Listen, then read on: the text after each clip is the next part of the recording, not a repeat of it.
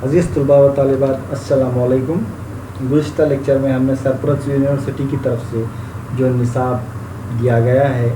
उसका हमने मुताला किया। आज हम हमारे निसाब का जो पहला हिस्सा है, पहली इकाई है मसनवी, उस पर रोशनी डालेंगे।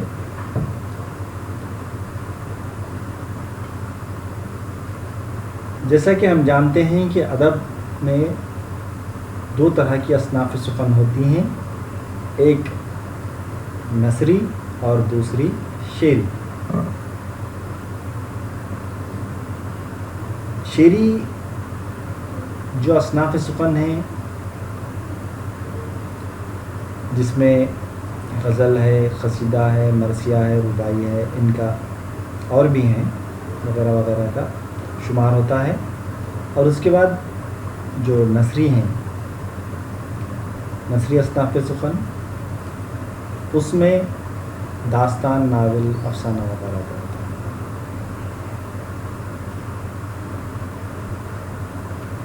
है। जो शेरी असनाफ़ हैं, उन शेरी असनाफ़ में दास्तान की तरह, यानी कि जिस नज़्म में एक तवील और मुसलसिल कहानी बयान की जाती थी, उसको मसनवी कहा जाने लगा।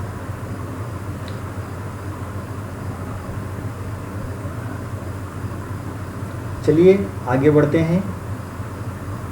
और हम दरअसल मसनवी किसे कहते हैं उस पर रोशनी डालने की कोशिश करते हैं। मसनवी उस नज़्म को कहते हैं जिसमें हर शेर के दोनों मिसरे मुख़फ़्फ़ा हों और हर शेर के दोनों मिसरों के क़ाफ़िये अलग अलग हों। मसनवी की तारीफ़ यूँ की गई है कि हर शेर के दोनों मिसरे मुख़फ़्फ़ा हों, यानी कि क़ाफ़िये की पाबंदी हो दोनों मिसरों में, और हर शेर के दोनों मिसरों के क़ाफ़िये अलग अलग हों। क़ाफ़िये तो हों लेकिन अलग अलग होने चाहिए। मौलाना अब्दुल सलाम नदवी ने इसकी जो तारीफ़ बयान की है वो वज़ाहत करते हैं बयान करते हुए,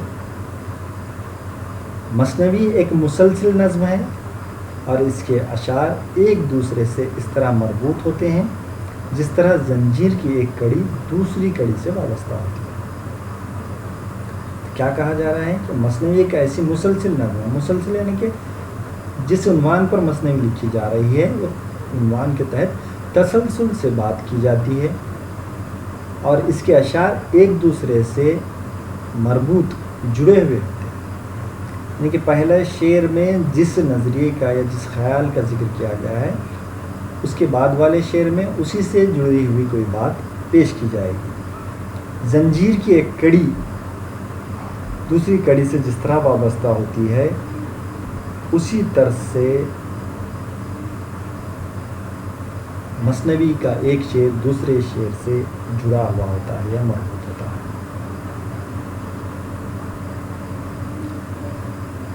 तो मसनवी की तारीफ़ हम यूँ कर सकते हैं कि ऐसी तवील या मुसलसिल नज़्म जिसमें हर शेर के दोनों मिसरे मुख़फ़्फ़ा हों और हर शेर के दोनों मिसरों के क़ाफ़िये अलग अलग हों, और इनमें अशार एक दूसरे से इस तरह मरबूत हों जिस तरह जंजीर की कड़ी दूसरी कड़ी से वाबस्ता है, उसे हम मसनवी कह सकते हैं। अब हम देखते हैं कि ये जो मसनवी है, शायरी की एक ऐसी सिंफ है जो बहुत ज़्यादा शोहरत पाई और बहुत से शुराओं ने इसमें तबाज़माई की और इसकी एक बहुत ही पुरानी और तवील तारीख़ है।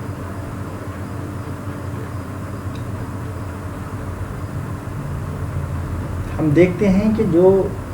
शायरी का सिलसिला उर्दू की मुख्तलिफ़ असनाफ़ को लेकर था, उसमें सबसे क़दीम सिंफ अगर हम कहेंगे तो मसनवी को कह सकते हैं। मसनवी में کچھ اقسام بھی ہم کو دیکھنے کو ملتی ہیں، جس میں عزمیہ مثنوی کہا گیا ہے، اور اس میں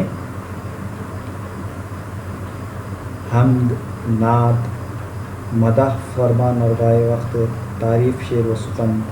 قصد یا اصل موضوع، خاتمہ وغیرہ جو ضمنی عنوانات ہیں، ان ضمنی عنوانات کو اس میں شامل کیا گیا ہے۔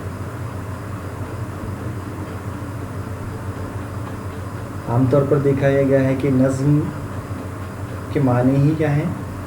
موتی پرونے کے ہیں،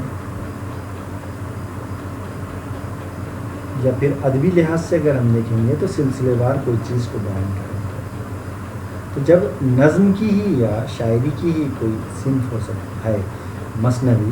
تو اس سے اور بھی یہ بات واضح ہو جاتی ہے کہ اس میں ایک داستان بیان کی جاتی ہے، یعنی کہ ایک کہانی بیان کی جاتی ہے، سلسلے وار طریقے سے بیان کی جاتی ہے، اس میں جو اشعار پیش کیے جاتے ہیں اس کے مصرے مخفف ہوتے ہیں، پھر اس کے بعد ہم یوں کہہ سکتے ہیں کہ ہر شعر کے دونوں مصرے علیحدہ دونوں مصروں کے قافیے بھی علیحدہ علیحدہ ہوتے ہیں، اور اس کے ساتھ اس میں مختلف قسم کی پابندیاں بھی دیکھنے کو ملتی ہیں، یعنی کہ جیسا کہ حمد و نعت بھی اس میں بیان کیا گیا ہے، مدح، فرمان وقت، یعنی کہ اس وقت کے جو بڑے لوگ ہوتے تھے ان کی بھی اوپر مثنویاں لکھی گئی ہیں، عمراؤں پر، جاگیرداروں پر بھی مثنویاں لکھی گئی ہیں۔ اب ہم اس کی تعریف، شعر و سخن وغیرہ کا بھی بیان اس میں دیکھنے کو ملتا ہے، کیونکہ جس شخصیت پر مثنوی لکھی جا رہی ہے اس کے بارے میں، یا پھر قصد یا اصل موضوع یعنی کس موضوع کی وجہ سے یہ مثنوی لکھی جا رہی ہے اس کا بھی اس میں ذکر کیا جاتا تھا، اور پھر خاتمہ ہوتا تھا۔ اب مثنوی میں یہ جو عنوانات ہیں، یہ جو عنوانات کو موضوع بنایا گیا ہے، ان عناصر کو بہت زیادہ شروعاتی دور میں اہمیت دی جاتی تھی، یا ان کو پھر ایسے تصور کیا جاتا ہے ان کا ہونا لازمی ہے، لیکن یہ جو روایت تھی، اس روایت کے خلاف بہت سے شعراؤں نے بھی کوشش کی، مثنوی نگاروں نے کوشش کی، اور انہوں نے حمد و نعت جس کا التزام عام طور سے شعراء کرتے ہیں، تو یہ سلسلہ انحراف کرتے ہوئے اس کو انہوں نے ختم کر دیا۔ ایسے جو مثنویاں ہیں جس میں میر اور صوبہ کی ہجویہ مثنوی بھی ہم کہہ سکتے ہیں، جس میں حمد و نعت کے موضوع پر اشعار دیکھنے کو نہیں ملتے ہیں، لیکن عام طور پر مثنوی نگار شعراء نفس قصہ اور موضوع کی طرف زیادہ توجہ دکھائی دیتے ہیں۔ نفس قصہ یعنی کہ قصے کا نفس کیا ہے، اصل چیز کیا ہے قصے کی، اس پر زور دیتے ہیں مثنوی گو شعراء، اور جو موضوع، جس موضوع پر یہ مثنوی تحریر کی جا رہی ہے اس پر بھی بہت زیادہ زور دیتے دکھائی دیتے ہیں، اس کے لیے کوشش بھی کرتے ہیں، اور قصہ نفس اور موضوع کی طرف زیادہ توجہ دینے کی وجہ سے اس میں زیادہ دلکشی اور دلاویزی بھی پیدا ہو جاتی ہے، اور قارئین کو ایک دلچسپی کا سامان بھی وہ میسر کرتی ہے۔ اس طرح کی یہ جو تعریف ہے، اس سے ہم سمجھ سکتے ہیں کہ مثنوی کے لیے ضروری چیزیں ہیں وہ ایسی ہیں۔ اب ہم چلتے ہیں اس کے کچھ عنوانات کی طرف یا موضوعات کی طرف، جس سے ہمیں یہ بات سمجھ میں آئے گی کہ اس کے موضوعات کیسے ہوتے ہیں مثنوی کے۔ ویسے تو مثنوی کا دائرہ بہت زیادہ وسیع ہے، یعنی کہ اس میں بہت زیادہ موضوعات کو سمیٹا جا سکتا ہے۔ اس میں مذہبی واقعات، رموز و تصوف، درس اخلاق، داستان، حسن و محبت، میدان کا ذکر، پھر بزم طرب کی دلاویزی، رسومات شادی، مافق الفطرت عناصر کے حیرت افزا کارنامے، سبھی کچھ ان مثنویوں میں ہم کو دیکھنے کو ملتا ہے۔ یعنی کہ مثنوی جو موضوعات ہیں وہ لامحدود ہیں، ہم کہہ سکتے ہیں۔ اس میں تقریباً سبھی عنوانات کے تحت مثنویاں تحریر کی گئی ہیں، اور اسی وجہ سے ہم دیکھتے ہیں کہ مثنویوں کے مضامین میں بڑی وسعت اور ہماگیری بھی ہے۔ موضوعات کی تنوع کی وجہ سے اس میں غزل کی سادگی، سوز و گداز اور قصیدے کا جوش و خروش اور مرثیے کا درد و کسق بھی ملتا ہے۔ دیکھیے 3 شعری جو اصناف ہیں، غزل ہے، قصیدہ ہے اور پھر مرثیہ ہے، ان تینوں کی خوبیاں ہم کو اس مثنوی صنف کے اندر دیکھنے کو ملتی ہیں۔ غزل کی سادگی اس میں دیکھنے کو ملتی ہے، سوز و گداز بھی قصیدے کا دیکھنے کو ملتا ہے، اور ساتھ ہی مرثیے کا درد و کسق اور جوش و خروش بھی ہم کو اس میں دیکھنے کو ملتا ہے۔ مثنوی کی اسی رنگا رنگی اور ہر طرح کے مضامین و موضوعات کو سمیٹ لینے کی صلاحیت کی وجہ سے کئی لوگوں نے مثنوی کی اہمیت و افادیت کا اعتراف کیا ہے، یعنی کہ مثنوی میں جو اتنے زیادہ موضوعات کو سمیٹنے کی صلاحیت ہے، یا جیسا کہ ہم نے دیکھا کہ دوسرے 3 اصناف کی جو خوبیاں ہیں اس ایک صنف میں سمٹ کر آ جاتی ہیں، تو اس کا اعتراف بہت سارے لوگوں نے کیا ہے۔ تو مولانا الطاف حسین حالی اس کے بارے میں اپنے نظریات پیش کرتے ہوئے کہتے ہیں کہ اردو شاعری کی تمام اصناف میں سب سے زیادہ کارآمد یہی صنف ہے، یہی صنف یعنی کہ مثنوی صنف ہے، کیونکہ غزل یا قصیدے میں اس وجہ سے کہ اول سے آخر تک ایک قافیے کی پابندی ہوتی ہے، ہر قسم کے مسلسل مضامین کی گنجائش نہیں ہوتی ہے۔ مثنوی میں ظاہری اور معنوی اعتبار سے بلند پایا شاعری کے تمام لوازم موجود ہیں۔ تو مولانا الطاف حسین حالی کے مطابق شاعری کے تمام لوازم مثنوی میں موجود ہیں۔ پھر علامہ شبلی نعمانی اپنے خیالات اس طرح پیش کرتے ہیں: انواع شاعری میں یہ صنف تمام انواع شاعری کی بنسبت زیادہ وسیع اور زیادہ ہماگیر ہے۔ انواع کے معنی مختلف شاعری کے جو تمام اصناف ہیں ان میں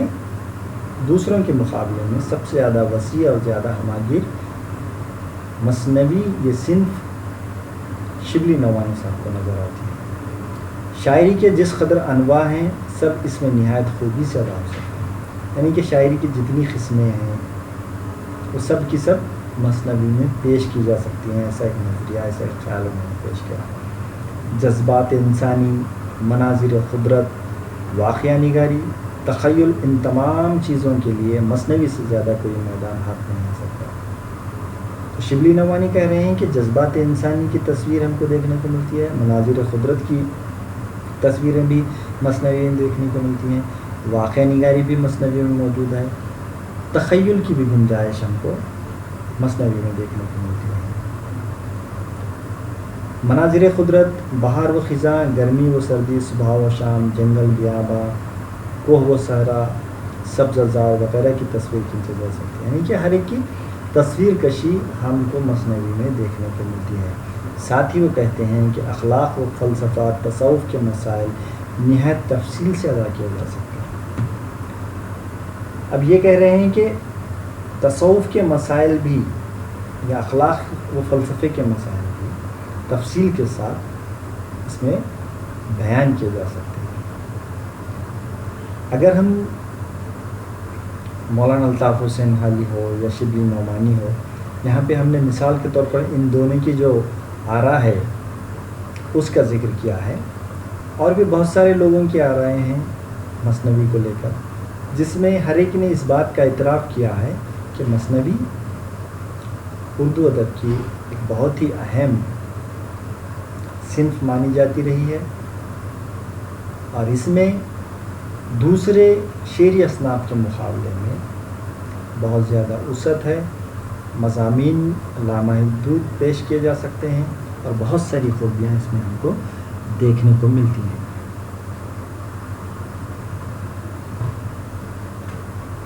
آئندہ عنوان آنے والے لیکچر میں انشاءاللہ ہم مطالعہ کریں گے۔ شکریہ۔